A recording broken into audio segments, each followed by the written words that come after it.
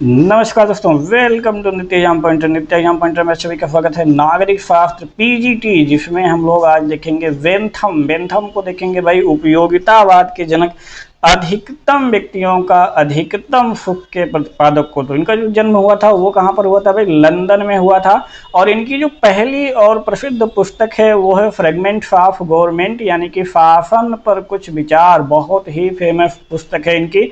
और जो इनकी दूसरी पुस्तक थी वो थी introduction to the principle of morals and legislation, यानी कि नैतिकता तथा व्यवस्थापन के सिद्धांत का परिचय। तो इनकी दो महत्वपूर्ण पुस्तकें हैं। आगे बढ़ने से पहले आपको बता दें, इसका अगर आप पीडीएफ डाउनलोड करना चाहते हैं तो हमारे टेलीग्राम चैनल को ज्वाइन करिए। डिस्क्रिप्शन में लिंक दिया गया है, जो कि पीडीएफ बिल्कुल फ्री ऑफ कॉस्ट है अभी के लिए। तो आप फटाफट ज्वाइन कर लीजिए और वहाँ से आप पीडीएफ डाउनलोड कर सकते हैं। तो आइए हम लोग देखते हैं उपयोगितावाद के जनक।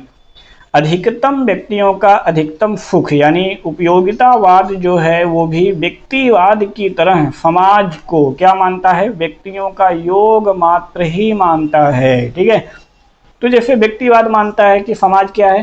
समाज व्यक्तियों का योग है। ऐसे ही यहाँ पर उपयोगितावाद भी मानता है कि क्या है? समाज व्यक्तियों का योग है। अतएव यानी कि जो कुछ व्यक्ति के लिए ठीक है वही संपूर्ण समाज के लिए भी क्या होगा? ठीक होगा।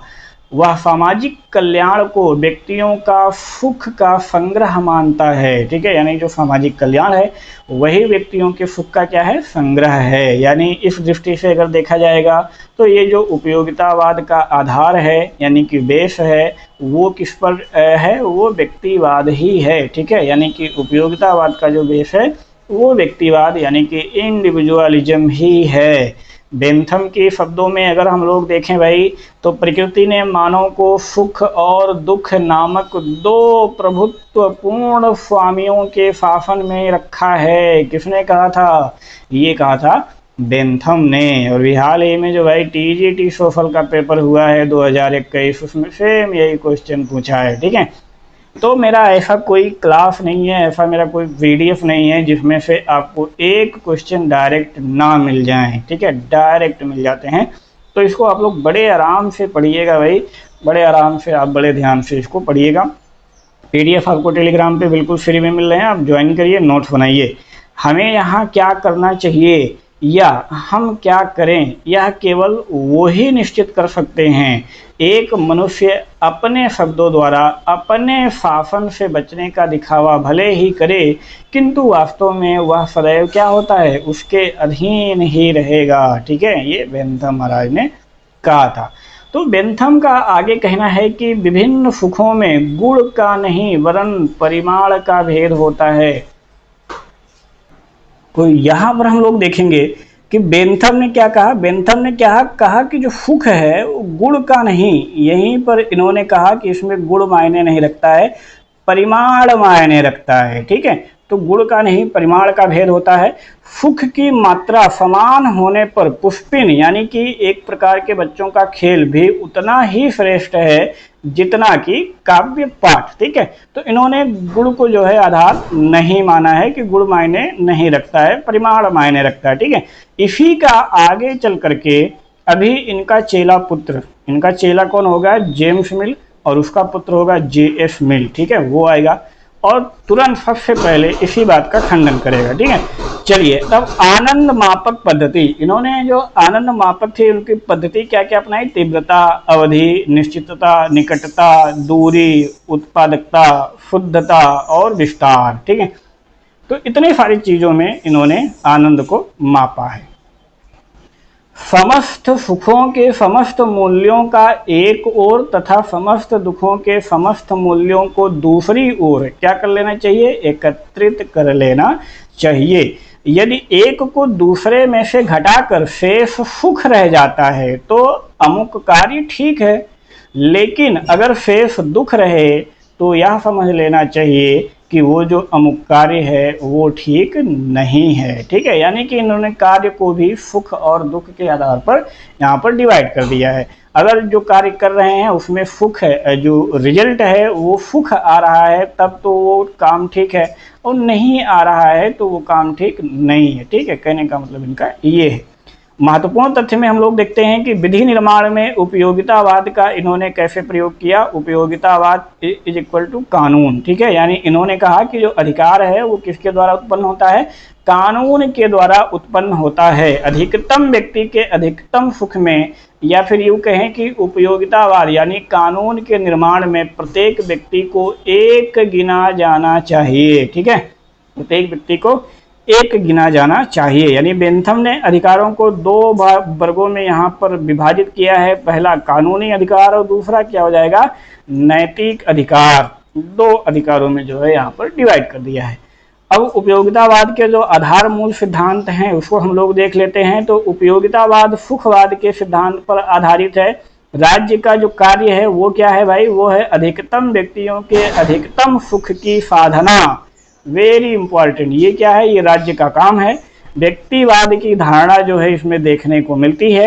इनमें राज्य क्या है, साधन है, और अधिकतम व्यक्तियों का अधिकतम सुख ये क्या है, ये साध्य है, यानी कि टारगेट है, लक्ष्य है।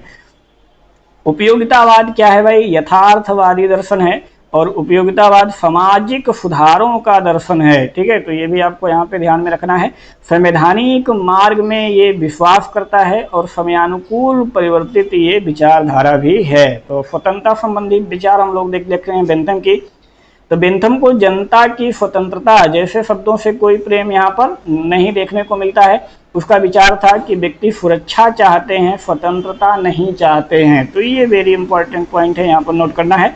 बेंथम द्वारा जो प्राकृतिक कानून है वो, जो प्राकृतिक अधिकार हैं वो, उनका यहाँ पर खंडन कर दिया जाता है, ठीक है, कि प्राकृतिक कानून और प्राकृतिक अधिकार ऐसे कुछ नहीं होते हैं, क्योंकि प्रकृति में कोई संस्था होती ही नहीं है, ठीक है। तो बिना संस्था के, बिना कानून के ये सारे अधिकार हमको नहीं मिल सकते। भाई देगा कौन, अमूर्त नाम की कोई संस्था आदेश नहीं दे सकती है, यानी कि जो संस्था है ही नहीं तो वो आदेश कैसे देगी। बेंथम कानूनविद भी था, इसीलिए जेल सुधार भी इसने जो है प्रस्तावित यहाँ पर किया था।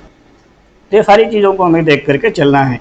अधिकार कानूनों तथा केवल कानूनों का फल है, बगैर कानून के कोई अधिकार नहीं है, कानूनों के खिलाफ कोई अधिकार नहीं है, और कानून से पहले कोई अधिकार नहीं है। बेंथम वेरी वेरी इंपॉर्टेंट है, जितना इंपॉर्टेंट आप इसको कह पाइए इसको आप जरूर नोट करिएगा, ठीक है।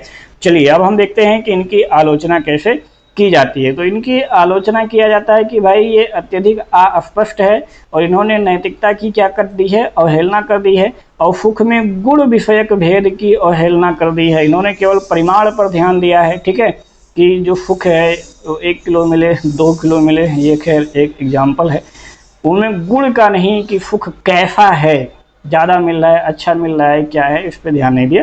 एक महत्वपूर्ण पॉइंट है, कार्लाइल ने कहा था कि यह सुअरों का दर्शन है। Very very important. तो बेंथम के सुखवाद को किसने सुअरों का दर्शन कहा है, वो कार्लाइल महोदय ने कहा है। इसको जरूर कहीं पर नोट कर लीजिएगा, क्वेश्चन आया हुआ है। अल्पसंख्यकों के हितों पर ये आघात है। क्यों आघात है, क्योंकि भाई इन्होंने कहा कि अधिकतम व्यक्तियों के अधिकतम हित, ठीक है। तो जाहिर सी बात है, कोई चीज़ आ जाएगा, कोई कानून आ गया, ठीक है, तो उसमें अगर अधिकतम व्यक्तियों का सुख हो रहा है तो कुछ जो थोड़े व्यक्ति होंगे अगर उनको सुख नहीं मिल पा रहा है, उनको दुख पहुंच रहा है, तो उन थोड़े व्यक्तियों की ये अवहेलना कर देता है, क्योंकि ज़्यादातर व्यक्तियों को सुख मिल रहा है, क्योंकि ये अधिकतम व्यक्तियों के अधिकतम सुख पर आधारित है। थोड़े जो बच रहे हैं वो चाहे दुखी हों चाहे जो हों, उनका इससे कोई मतलब नहीं है। यानी कि अल्पसंख्यकों की यहाँ पर उपेक्षा की जा रही है। और फिर पुनः इनका चेला J.F. मिल्स और उसका पुत्र, इनका चेला जो है वो जेम्स मिल है, ठीक है, जेम्स मिल, और जेम्स मिल का जो पुत्र आएगा वो आएगा J.F. मिल, ठीक है। तो वो जो है पहुंचते ही क्या करेगा कि इसी बात का तुरंत खंडन करेगा, ठीक है, तुरंत खंडन करेगा कि भैया ये जो गुड़ वाली आप गुड़ को नकार दिया वो बिल्कुल गलत है, और जो आप यहाँ पर अल्पसंख्यकों की अपेक्षा कर रहे हैं ये भी बिल्कुल गलत है, ठीक है। तो आगे के क्लास में हम लोग J.F. मिल को ही पढ़ेंगे। तो मिलते हैं नेक्स्ट वीडियो में, तब तक आप सभी अपनी तैयारी ज़बरदस्त तरीके से बनाए रहिए। PDF डाउनलोड करना चाहते हैं तो टेलीग्राम ज्वाइन करिए, वहाँ PDF बिल्कुल फ्री है। और कुछ भी डिस्कशन करना चाहते हैं, कोई प्रॉब्लम हो, कुछ छूट गया हो, कोई दिक्कत हो, तो आप लोग वहाँ पर ज़रूर कमेंट करिए। जय हिंद, जय भारत।